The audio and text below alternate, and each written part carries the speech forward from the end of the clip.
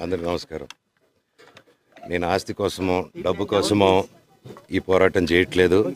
ఎందుకంటే ఇది పోరాటం కూడా కాదు, ఇది ఆత్మగౌరవానికి సంబంధించింది, నా భార్య పిల్లల సేఫ్టీకి సంబంధించింది. ఇది నాతో ఒక మగాడిగా నాతో డైరెక్ట్గా వచ్చి నాతో ఏం చేసినా పర్వాలేదు.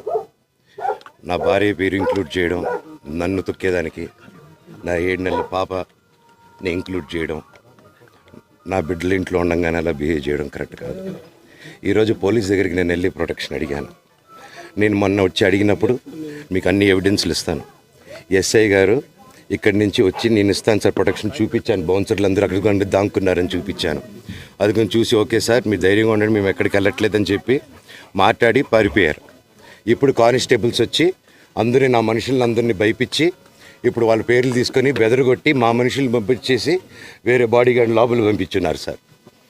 ఏం జరిగిందండి అసలు? గొడవలు జరగదు కాదు సార్. ఫస్ట్ డిపార్ట్మెంట్ ఎందుకు వన్ సైడ్ తీసుకుంటున్నారు? కంప్లైంట్ తీసుకున్న తర్వాత వాళ్ళకి ఏ అధికారం ఉంది? నా ప్రొటెక్ట్ చేసే మనుషులు పంపించేదానికి అధికారం ఏముంది? ప్రపంచంలో నా అందరినీ కలుస్తాను సార్, బయలుదేరుతాను.